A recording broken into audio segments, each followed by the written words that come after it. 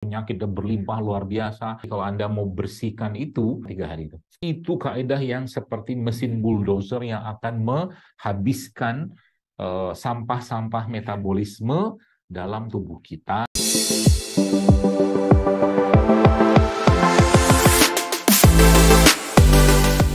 Banyak orang yang sering bertanya ke saya, dokter, bagaimana cara saya mengatasi masalah lambung? Ini jadi resep nih sebenarnya. Apa yang kita makan itu Bapak sekalian, itu sebenarnya Bapak Ibu sekalian, itu adalah obatnya kita kalau kita sedikit modif katakanlah kayak begitu. Contoh nih, kalau Anda masalah lambung, maka kita kan tahu salah satu makanan yang kita banyak makan itu namanya amilum yang berasal dari nasi. Ya. Nasi kita itu ada amilumnya kan, glukosa apa segala macam. Maka salah satu yang saya banyak sarankan kepada orang-orang yang mempunyai masalah pencernaan, ya, itu lambung katakanlah kayak begitu tuh adalah dia mengkonsumsi produk dari beras, yaitu apa? Yaitu air tajin, katakanlah begitu. Jadi air tajin itu sebenarnya itu amilum itu sangat baik dalam memperbaiki apa tuh keseimbangan organ lambung kita, ya. Kayak kemarin ada seorang ibu yang ketemu saya dan dia tanya, dok saya sudah minum itunya air tajinnya kata beliau. Terus saya katakan kok ini belum ada perubahan. Ya saya bilang ibu minum air tajinnya dari air tajin apa gitu kan, berasnya organik nggak, ya udah nggak mungkin bisa dapat kayak begitu. Jadi air tajin itu bagus sekalian menjadi salah satu katakanlah obat ya. Jadi kalau Anda punya masalah lambung, masalah pencernaan, maka salah satu yang saya sangat sarankan itu pakailah air tajin. Kalau nggak punya air tajin gimana? Maka ambillah dari katakanlah amilum atau mungkin bahasanya itu tajin dari yang lain. Salah satunya itu yang biasa kan yang nggak disemprot pestisida segala macam tuh pakai ubi-ubian, ya, singkong segala macam. Itu biasa saya pakai itu. Jadi itu kan mudah tuh kayak begitu. Nah, kaidahnya Bapak Ibu sekalian adalah kalau kita bicara tentang tanah ini kalau sudah rusak secara massal dan masif Bapak Ibu sekalian, maka kalau Anda yang mungkin ahli pertanian atau mungkin punya keluarga yang jago pertanian, maka di situ sebenarnya ada hal yang menarik ya. Kalau biasanya dia sudah tanam, sudah punya satu apa tuh namanya lahan pertanian yang dia biasa tanami di situ dengan tanaman tumbuh-tumbuhan tapi disemprot dengan apa tuh namanya bahan-bahan sintetik ya pestisida segala macam, lalu dia pengen si lahan itu untuk diperbaiki atau mungkin dia mau tanam dengan konsep organik, maka ada satu kaidah yang saya ketahui bahasa simpelnya buat orang awam itu supaya ini tuh di apa lahan ini tetap bisa baik ditanami ya dengan tanaman-tanaman yang dia mau tanam organik tadi, maka dilakukan suatu kaidah namanya land clearing. Nah, land clearing ini, makanya saya bilang sebenarnya kalau kita ngerti kaidah tubuh kita ini, Bapak sekalian, yang kita dalami Quran, kita pelajari Quran, maka sebenarnya banyak penyakit-penyakit itu bisa kita sembuhkan dengan izin Allah tentunya dengan kaidah-kaidah yang sederhana. Bahasa land clearing yang saya pakai di sini kalau kita terjemahkan dengan bahasanya kita, maka sebenarnya itu adalah satu konsep yang dikenal sebagai self eating atau autofagi. Nah, tubuh kita ini sebenarnya punya sebelumnya mungkin apa ya button ya, tombol-tombol yang dia bisa aktif ketika kita melakukan satu kondisi-kondisi yang akhirnya membuat tubuh itu melakukan proses auto detox. Nah, baik. Berarti kaidahnya gimana dalam hal ini? Kalau misalkan ada yang bertanya, dokter saya sudah banyak nyampah lah bahasa gitu, makan ini, makan itu, penyakit dan berlimpah luar biasa, badan nggak ada enak-enaknya, maka bahasa saya paling gampang lakukanlah auto detox. Auto detox itu tubuh kita mendetoks dirinya sendiri. Nah, kaidah yang paling sederhana yang sekarang dunia kesehatan itu kenal adalah namanya intermittent fasting. Intermittent fasting itu kalau dalam bahasanya kita di Islam ya, yang Muslim tentunya paling gampang namanya puasa. Cuman ternyata menariknya ada beberapa yang saya baca dari beberapa literatur itu ternyata proses itu sudah mulai mencapai optimalnya. Optimalnya itu ketika seseorang itu dalam satu hari katakanlah 24 jam itu dia mengkosongkan lambungnya ya dalam waktu kurang lebih sekitar bukan paling efektif tapi sudah mencapai peaknya itu di angka sekitar 17 jam. 17 jam. Ketika 17 jam itu maka tubuh itu sudah mulai melakukan semacam body cleansing, dimakan sama dia. Sel-sel rusak itu dimakan. Tapi ada catatannya. Catatannya Anda harus setting dari awal tubuh supaya tubuh tidak kelaparan.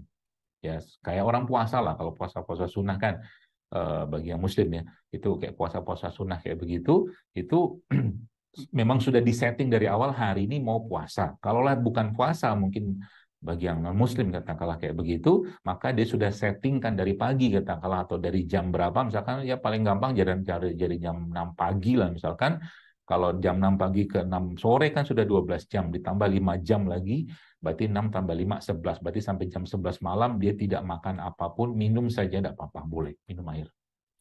Jadi, dan ini beberapa lagi-lagi saya katakan bahwa ternyata literasi-literasi seperti ini, bahkan ada yang mengatakan 3 days water fasting. Jadi kalau Anda mau bersihkan itu, ya itu salah satu kaidah yang paling gampang tuh dalam kaidah 3 hari puasa air. Jadi cuma minum air selama 3 hari itu. Jadi selama 3 hari itu Anda nggak makan apa-apa, puasa air aja tutup. Itu kaidah yang seperti mesin bulldozer yang akan menghabiskan sampah-sampah metabolisme dalam tubuh kita secara fisik ya, bukan sampah emosi. Nanti ada lagi nama sampah emosi. Sampah emosi lagi ceritanya. Makanya sekarang itu banyak orang, kata guru saya, bukan obesitas fisik, tapi dia obesitas jiwa. Jadi jiwanya obesitas. Terlalu banyak beban pikiran, semua dipikirin sama dia. Mungkin bahasa sekarang tuh overthinking, semua dipikirin. Semua, pokoknya sekecil apapun dipikirin sama dia. Ya, kayak begitulah. Kayak kadang-kadang mikirin orang hidup kayak begini apa enak ya gitu ya. Semua dipikirin, semua dianalisa. Ya, makanya dalam Islam, Bapak Ibu sekalian, angka-angka itu penting, betul.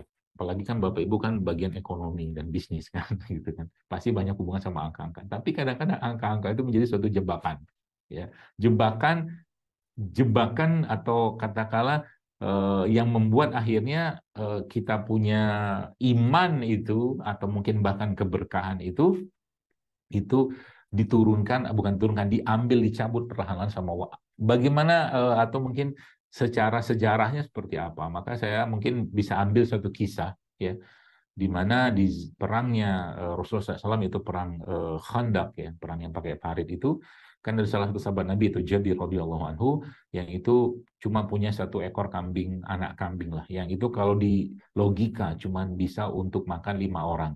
Terus Nabi pesan sama Jabir, kau masak itu kambing, lalu buatkan katakanlah rotinya apa, nasi segala macam kayak begitu.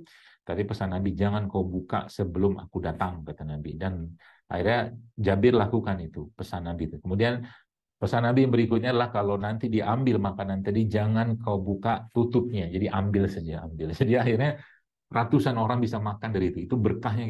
Karena apa? Karena tadi ya patuh kepada perintah dari Nabi Alaihissalam. Atau juga kisahnya Aisyah radhiyallahu anha yang Nabi menyisakan satu kantong makanan. Nabi katakan kalau kamu ambil saja, jangan dilihat ya, jangan dilihat angka apa namanya berapa isinya. Jadi akhirnya diambil terus nggak habis-habis.